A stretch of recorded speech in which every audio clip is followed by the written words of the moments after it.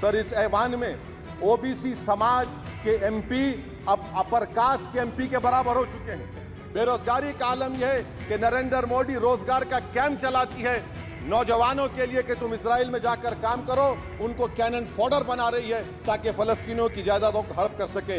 ये भी कंक्लूड कर। अरे सर, मेरा टाइम है।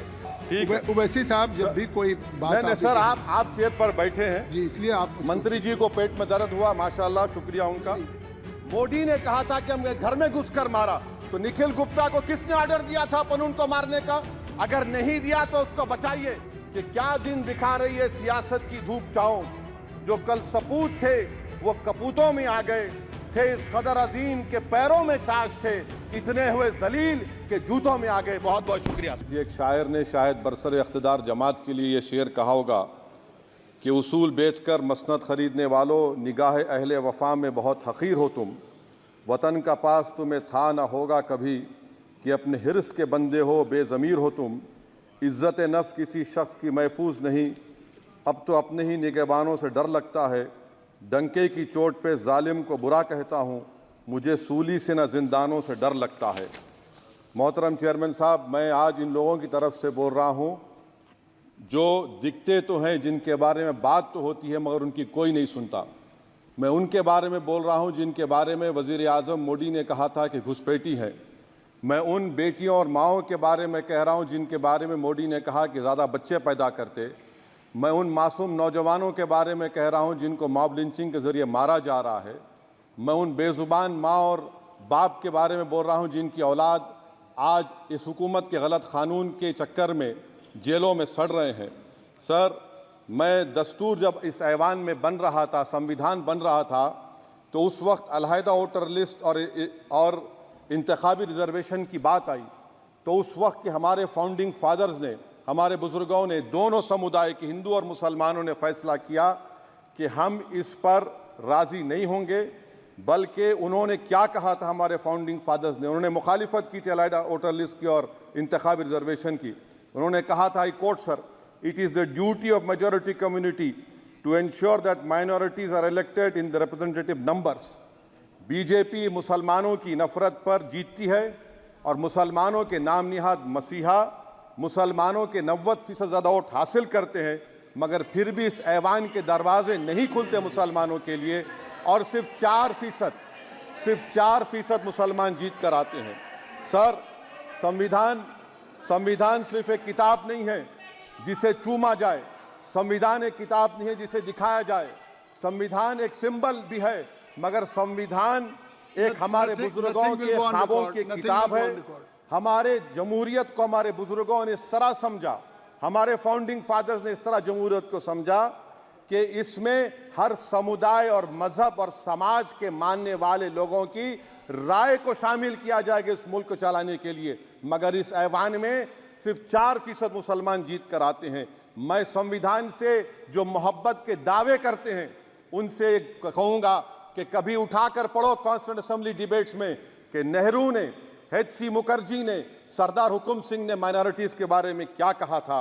सर, वतन अजीज़ का मुस्तकबिल कैसा होगा जब बीजेपी मुझे गायब करना चाहती है और दीगर हिज़्ब इख्तिलाफ की पार्टियां के लिए मेरा वजूद सिर्फ वोट डालना और अपनी खबर में जाकर सो जाना है। इसीलिए आप देखते हैं कि समाजी इंसाफ है सर कि 4% मुसलमान जीत कर आते हैं। सर, इस ऐवान में ओबीसी समाज के एमपी अब अपर कास्ट के एमपी के बराबर हो चुके हैं। ओबीसी समाज के एमपी अब अपर कास्ट एमपी के बराबर हो चुके हैं और 14% मुसलमान सिर्फ 4% जीत कर आते हैं। CSDS का डेटा ये बताता है कि इस मुल्क में जो वोट बैंक है, जो एक मुश्त वोट डालता है, वो अपर कास्ट का है। मुसलमान का कभी ना वोट बैंक था ना कभी रहेगा। सर, 4 जून के बाद 6 मुसलमानों की मॉब लिंचिंग हुई। 11 घरों को मध्य प्रदेश में मोदी के बुलडोजर ने निस्तो नाबूद कर दिया। हिमाचल प्रदेश में एक मुसलमान की एक दुकान को लूट लिया गया और हिज़्ब इख्तिलाफ की पार्टियों की तरफ से सन्नाटा है। शायद अब वक्त आ चुका है कि लफ्ज़ मुसलमान का नाम लेना भी अब उस पर पाबंदी आयद कर दी जाएगी।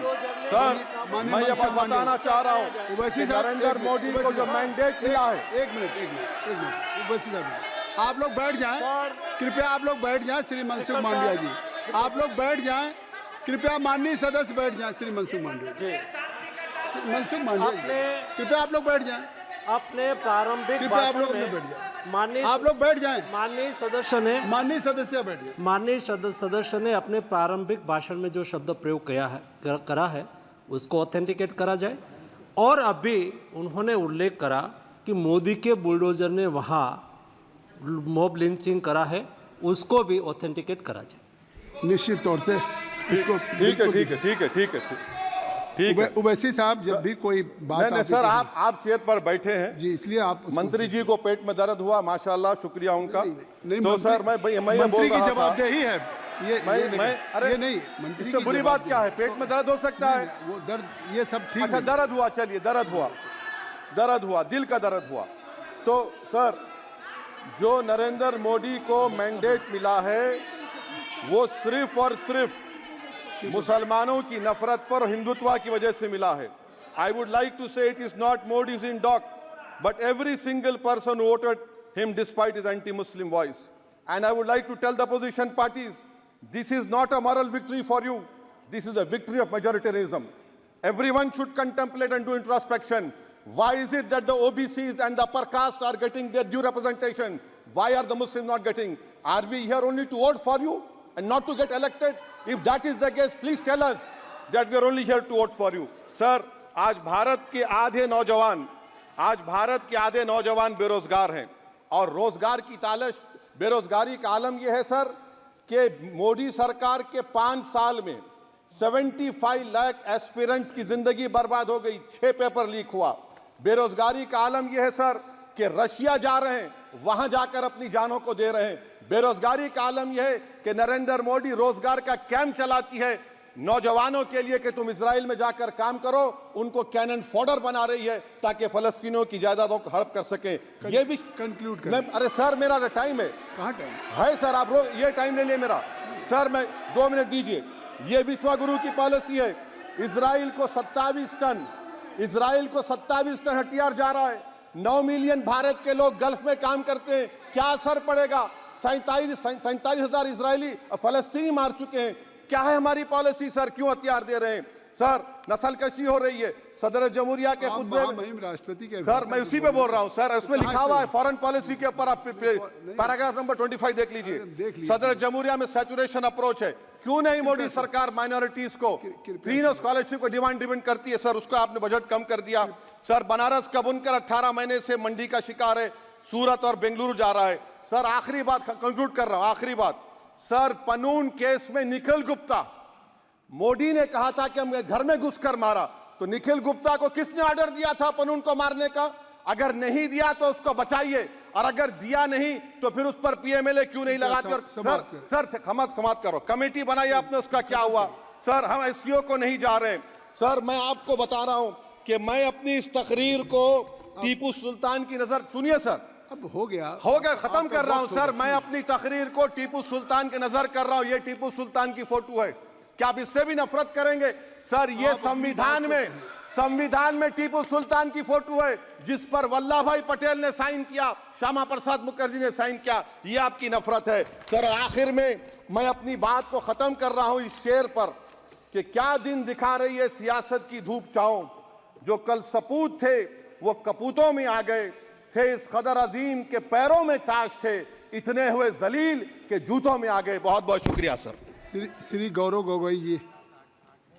धन्यवाद सभापति महोदय।